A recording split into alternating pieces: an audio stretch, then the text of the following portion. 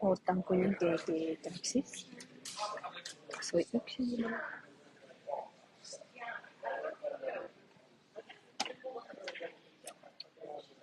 No nii, tere, Maris. Kas on kuulda? Olen väikeste kõrvaklappidega. Tere, kas on kuulda? Tere, Sirje. Palun keegi kirjutage, kas mind on kuulda. Tere. Väga hea. Mul on tunnike vaba aega. Olen lennujaamas Horvaatias. Tulen Eesti tagasi inspiratsiooni täis, et anda teile uued instrumendid, mida ma võtsin siis Horvaatiast kaasa.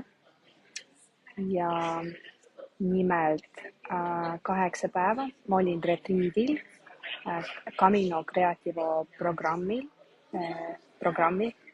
baasil. Camino Creativo, mille looja on siis Nicolas Cambas, kes on siis Brasiiliast pärit ja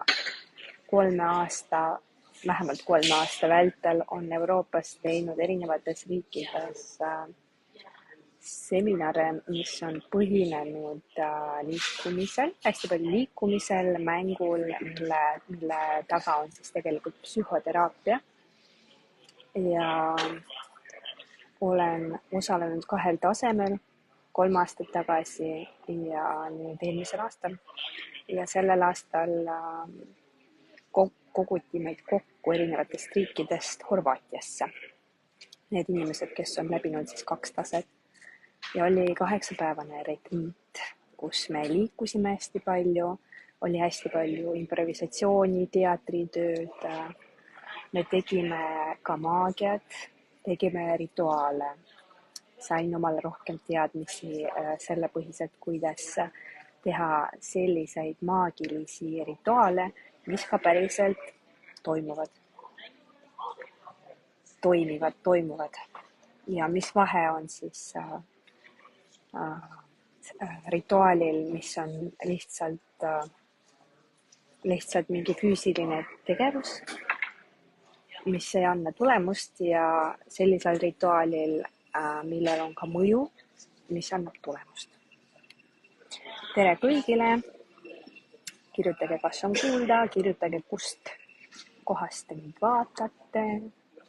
Mina olen parasjagu Horvaatia lennujaamas. Ja mul on 9% kõrvaklappidest, nii et nii palju kui jagub, nii palju ma teile räägin oma kogemusest Horvaatiast ja sellest, kust siis,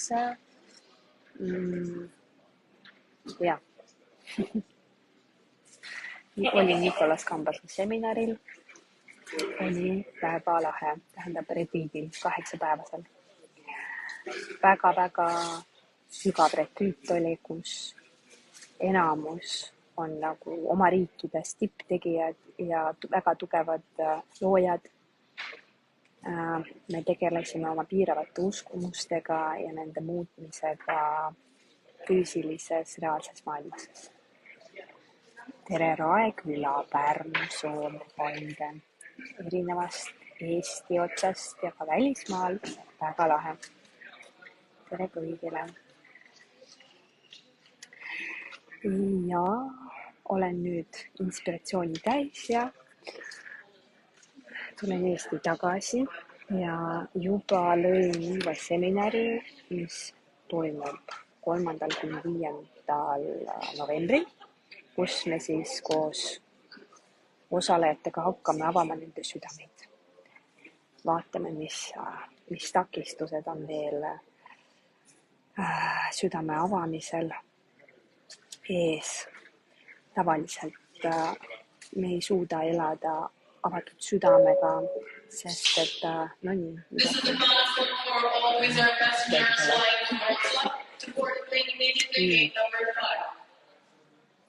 ja tavaliselt meil on siis takistused, mis ei lase meil avatud südamega elada ja need takistused on pärit erinevatest eluosadest. Need on erinevad kurbused, valud, ängid, solvumised, kõik need asjad, mis me ei ole lahti lasknud elu jooksul, kõik need asjad, mis on meile haiget teinud ja me oleme oma südame kinni pannud, kiviks teinud, rauaks löönud ja kõik need asjad takistavad meil elamast täiel jõul ja realiseerimast oma täielikku potentsiaali. Ja siis, mis ma veel räägin teile. Kui teil on mingid huvitavad küsimused, võite kirjutada kommentaaridesse ja püüan neile vastata. Ja südame avamise seminar 3.–5. november tuleb. Me siis hakkame puhastama neid asju, mis on veel südamel nii-öelda sees või peal, mis takistab südame avamist. Väga palju on lapsepõlvest erinevaid takistusi, traumasid, sisemine laps. Viimasel ajal olen hästi palju erinevaid tööd teinud sisemise lapsega, kus on jäänud armastus kinni, kus on kurbus, kus on mingid muud asjad.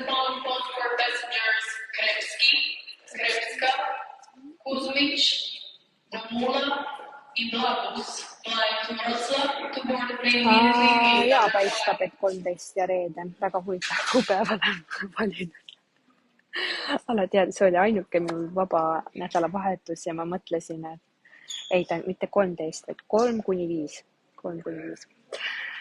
Ja siis, 13 ja reede ei ole. Lapsepõlves on meil hästi palju erinevaid takistusi, mis on läbi elamata traumasid, mida me kanname siiamaani ka täiskasvanu elus kaasas, mis ei lase meil elada. Ja väga palju uskumusi tuleb ka suguvõsast, emalt, isalt, vanaemadelt, vanaisadelt, kõikidest vanadest aegadest, mis meile antakse edasi suust sugu või ka nii-öelda DNA kaudu mustrid, uskumused, erinevad asjad.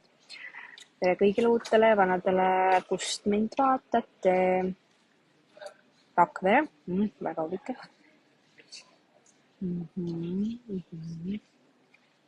Ja uskumused on ja traumad, kinnised kohad on ka veel sügavamalt pärit eelmistest eludest.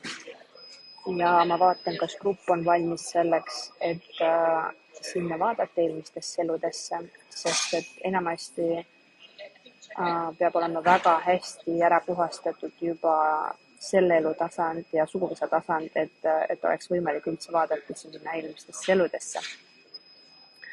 Muud moodi see on nagu, kui seda nagu ei ole, siis see on nagu põgenemine.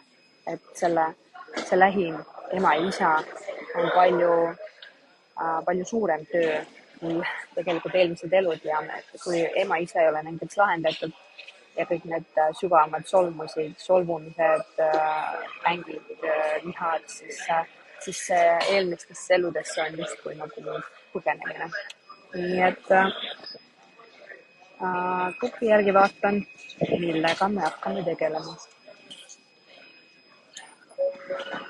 Üks lend läheb siit kõrvalt, aga see ei ole minu oma. Ja tulevad veel ühepäevased konstellatsiooniseminarid, kus ma võtan töid niimoodi, et loosiga, parasjagu kellel on kõige rohkem tööd vaja, saab seda tööd läbi loosi. Ja ma praegu valin kuupäeva, millal seda teha. tere kõigile, kes mind vaatavad, kirjutage palun kommentaaridesse, kus te mind vaatate, mis tujuga te mind vaatate, mis teil praegu elus toimub.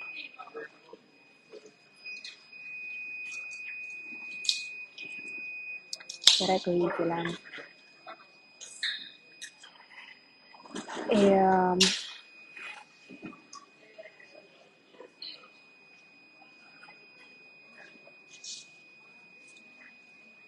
elada avatud südamega on oluline, hästi oluline, sest et kui meie süda on kinni, näiteks valu eest, kurbuse eest, siis meie süda on kinni ka rõõmu ja naudingu eest. Ja ligipääs rõõmu juurde ei avane enne, kui ütleme niimoodi kui me ei puhasta ära kriitilise hulga oma sisemisest valust. Ja vilistab siin midagi lennujaamas. Ja seda me proovimegi teha, et me puhastame selle kas või mingisugusegi osa. Me vähemalt näeme ära, kus me oleme veel kinni enda elus. Mis veel takistab meil elamast, mis veel takistab rõõmus olemast, mis veel takistab nautimast, mis veel takistab armastamast iseennast ja tegemast oma unistuste tööd, realiseerimast oma potentsiaali, sest igaüks meist selles maailmas on kuskil kinni, ühes või teises kohas, erineval tasandil. Aga meil on alati kuhu pürgida, kuhu suureneda, kuhu veel rohkemgi lahti minna. Meil on alati need asjad, mida me võiks oma selja taha jätta ja need asjad, mida me võiks oma ellu vastu võtta. Mina näiteks jätsin sellel Horvaatias, sellel saarel, kus ma olin, jätsin oma selja taha ohvri rolli, kus olen life circumstances, see on nagu eluolude ohver. Ja mina jätsin seda selja taha ja võtsin vastu naise, kes on igas oma liigutuses piisav, iga oma väärtuses piisav, kes naudib ja tunneb elust rõõmu, elab avatud südamega, vaatamata sellele, mis ta elus toimub. Ja praegu ma harjutan rõõmu ja naudingu suurendamist oma reaalsuses. Ehk siis ma võtan vastutust oma rõõmu eest ja naudingu eest ja tekitan seda endale ja tekitan seda enda ümber. Ja et minu elus ei ole enam kohta ohvri energial,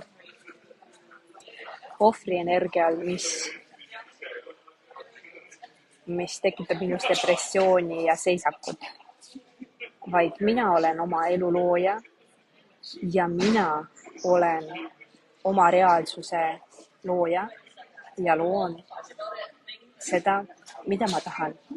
Ja ükski asi siin elus ei saa enam mind peatada, sest mina olen see, kes otsustab, mis toimub minu elus ja minu ümber ja minu sees. Ehk siis kõigepealt oma emotsioonide eest vastutuse võtmine. Kurbuse, viha, valu ja kaasa arvatud kõige raskem minu jaoks oma rõõmu eest vastutuse võtmine ja naudingu eest vastutuse võtmine. Et iga päeva elus, isegi hallis Eestis, oleks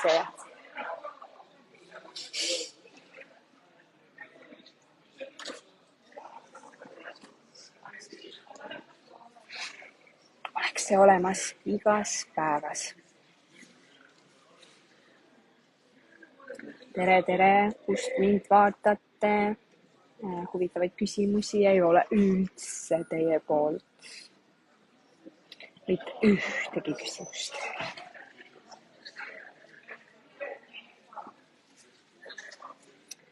Ja juba detsembris lähen õppima etnoteraapiat Barcelona transpersonaalse psühholoogia instituuti. Mallorcal toimub õpe ja seal me hakkame õppima psühhoteraapia poolt assisteeritud tööd psühhoaktiivsete ainetega ja šamanismi põhimõtteliselt. Ja see on etnoteraapia 2-aastane. Räägi sellest maagiast. Maagia on nagu manifesteerimine, aga see on esimene kord, kus ma sain täpselt aru, miks manifesteerimine enamus inimestel ei tööta või afirmatsioonid. Ainuke vahe on selles, et kas me teeme seda ainult oma peast, ehk siis ütleme neid sõnu, või me teeme seda emotsiooniga. Ja teha seda manifesteerimist läbi emotsiooni on väga-väga raske. Inimesed ei ole harjunud seda tegema, sest nad ei ela oma südamest. Aga kui sa tahad luua tõelist maagiat, siis sa pead tegema seda sügavalt oma südame põhjast, emotsioonist. Ja kui sa ei tekita enne rituaali enda sisse emotsioon, seda, mida sa tahad luua, siis see ei tööta. Tervitused Pärnust. Tagasi kanda elust rõõmu. Ma natukest aega tagasi just rääkisin sellest, et kõigepealt oleks vaja puhastada nii-öelda kriitiline hulk traumasid või valu, kurbust, viha, ängi, solvumist, mis iganes ei lase sul parasjagu olla täiskasvanud. Mis iganes ei lase sul parasjagu võtta vastutust oma elu eest. Mis iganes segab sul olla rõõmus. Puhastada need negatiivsed asjad, traumad, nii-öelda kriitiline hulk puhastada ära. Ja siis on vaja hakata võtma vastutust oma rõõmu eest, sest mitte keegi väljast poolt ei saa sulle seda igavesti pakkuda, sest alati me otsime rõõmu ja naudingut kuskilt väljast. Et ma lähen üritusele, ma lähen laulma, ma lähen tantsima, või siis ma saan seda mingit emotsiooni, ma lähen kinno, mis iganes. Aga seda peab hakkama harjutama seest. Sa istud maha ja sa otsid enda sees selle emotsiooni üles ja sa suurendad seda. Sa otsid seda oma kehas üles ja sa suurendad seda. See on põhiline. Tere. No nii, lõpuks hakkavad küsimused ka tekkima.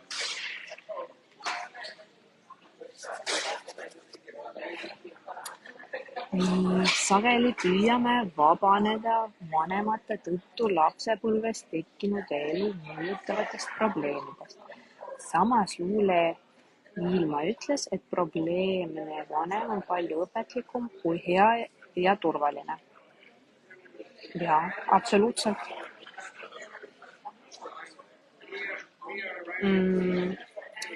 Ütleme niimoodi, et tõeline vabanemine toimub ainult läbi ühinemise.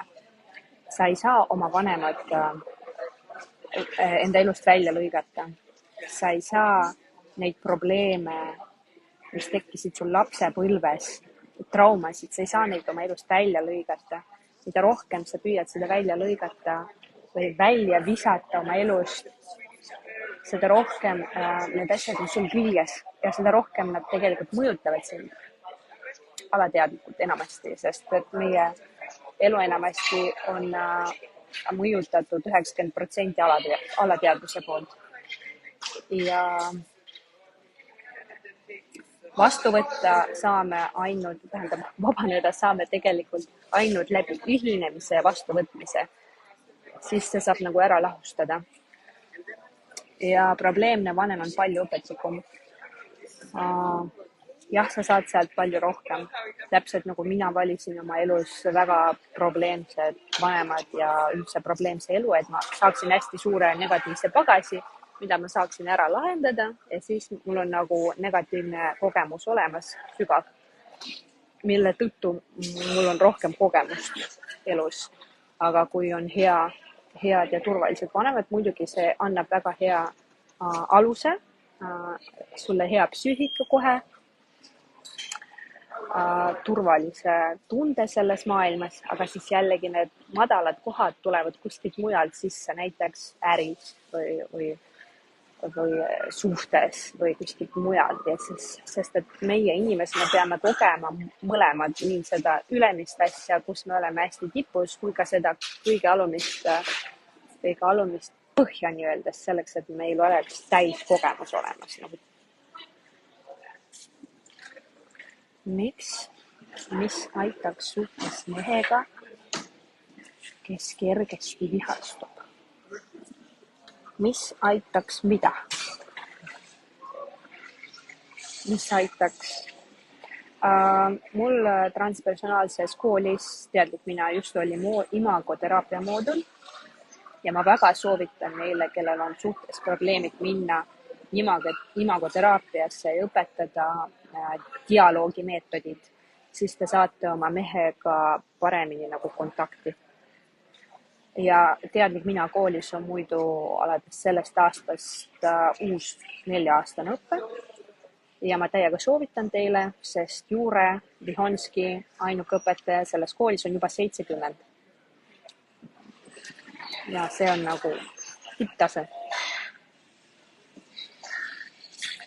Kas oskad anda nõu, kuidas on võimalik kergelt astraali minna, rännata astraalis? Parasjagu mina astraalis teadlikult rännata ei oska.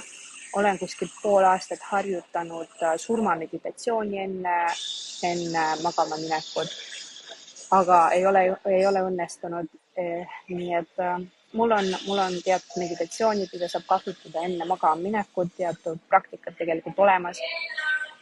Ja tegelikult nagu teoreetiline baas astraalsest maailmast on mul väga üsnagi tugev teadmised on, aga praktikas ma seda kasutada nagu, ma pole veel jõudnud sinna, paistab. Et hetkel tegelen selle füüsilise reaalsusega rohkem.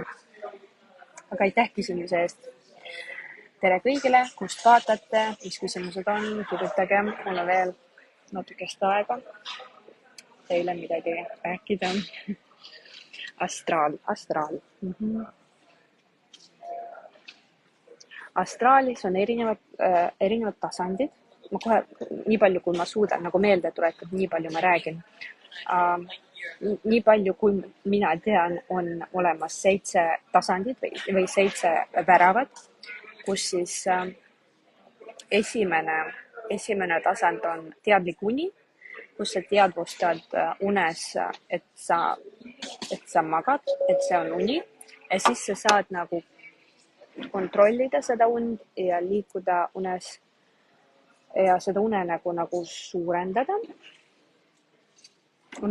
Piiri suurendada. Teine tasand vist oli see, kus sa said ise teadlikult muuta seda unenägu vist. Kolmas oli vist see,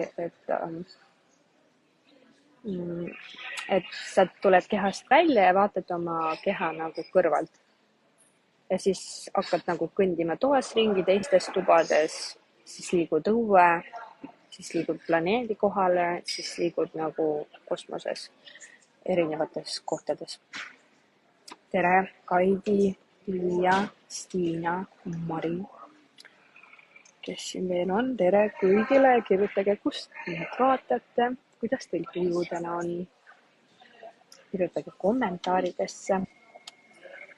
Ja kui keegi teab midagi huvitavat astraali kohta, võite ka kirjutada oma mõtteid siia, siis saame vestelda koos. Ja kolmas tase on siis see, kus sa näed oma keha kõrvalt ja liigud ringi.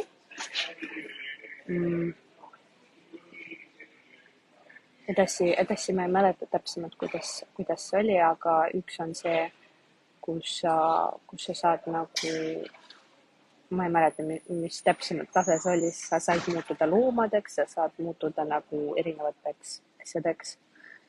ja erinevad ruumid on ka seal,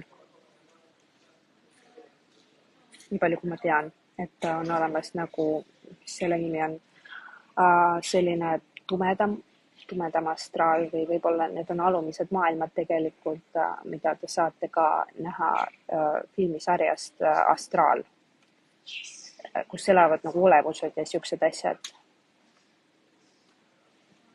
Siis on olemas ruum, kus ei ole aega või on kõik ajad, tulevik, minevik, ehk siis mingisugune ühine ruum ja siis on võimalik nagu käia vaatamas natuke aega ette või siis tuleb kogemata niimoodi, et näed unenäos tulevikku ette näiteks. Et ma olen selliseid unenägusid nagu mingi 3 korda vist näinud. Üks oli näiteks Ukraina sõda, mis ma nägin, siis ma nägin oma ex-boyfriendi unes päev enne, kui me kohtusime. Siis ma nägin veel midagi.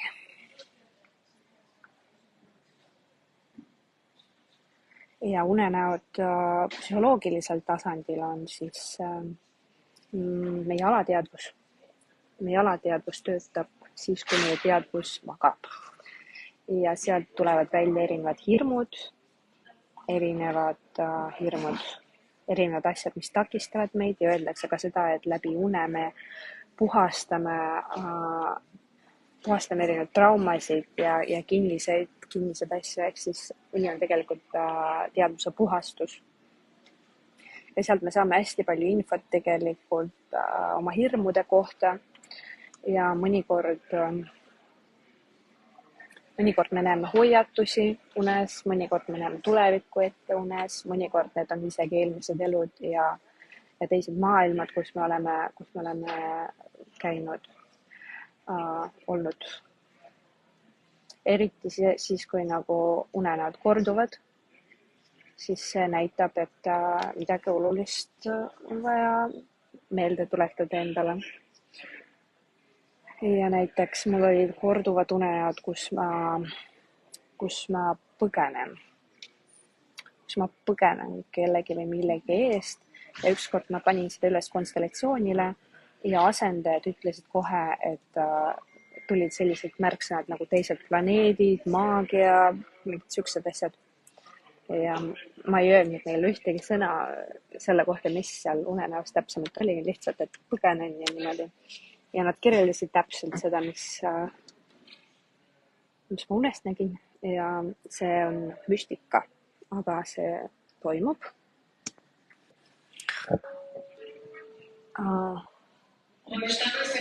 Ei oska öelda väga selle kohta teinud.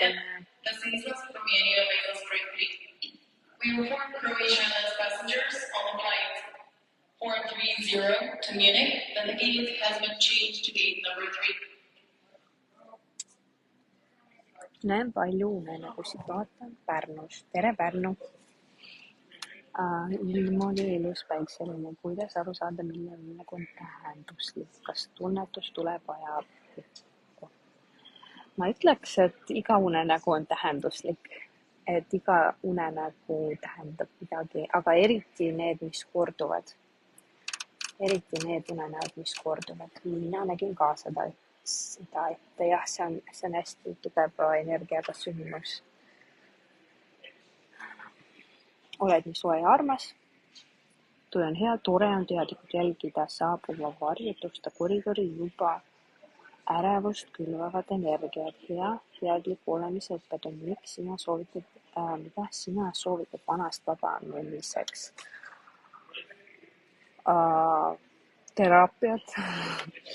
Teraapia, kehalised praktikad, ehk siis ükski asi ei vabane läbi pea, läbi mõtete. See, et sa tead neid asju, mis sul on ju, ei pane neid vabanema nendest, ehk siis näiteks alkohoolik teab ideaalselt, et alkohol on talle kahjulik, aga ta joob seda edasi.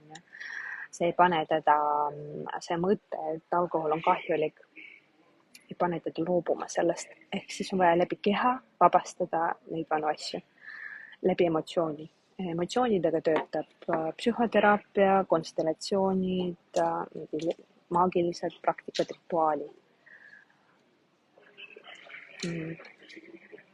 Ja kehalised praktikad, kehapsühhoteraapia, somaatilised teraapiad, kõik, mis töötab läbi keha, läbi emotsiooni, see vabastab. Läbi mõtte ei vabane ükski asi. Sa võid teadvustada asju, aga see ei muuda neid olematuks.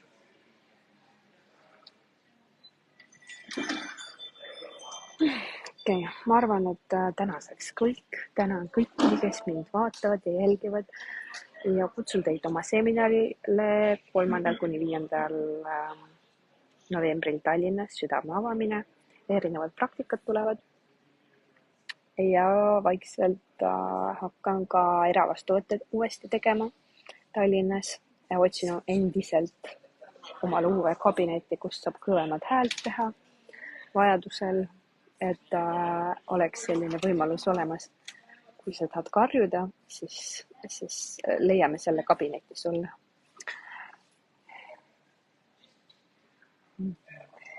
Tean ühte last, kes suudab oma võtmega minna reaalajas teise kohtuni, et ümbruskaab, et on teises kohas. Näeb kõike seda, kuhu ta minna tahtis ja seda tuba, kus ta parasjagu on, enam siis ei näe. Milleks ta seda arendada saab? Kas ma saan õigesti aru, et see on teleportatsioon? Olen kuulnud, et mõned inimesed valdavad seda ja see on nagu teistes ruumides, ütleme teistes tsivilisatsioonides laialdaselt kasutatav. See ei ole mingi uus tehnoloogia. Vanemad tsivilisatsioonid, kes elasid meil maa peal, kindlasti oskasid seda. Et ligipääs on selle poisil olemas, ligipääs, mälu, ta on seda teinud juba ilmselt varem ja ta teab, kuidas seda teha ja lapsed, kes on veel eriti eelkooliealised, neil on see kõik veel nagu alles, nad ei ole seda ära unustanud.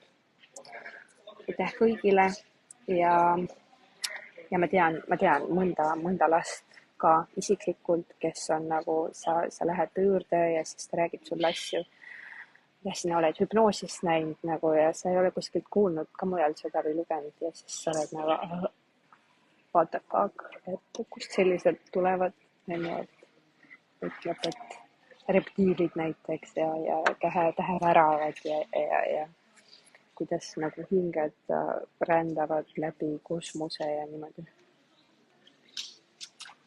Aga aitäh teile kõigile ja ma vaikselt suundun siis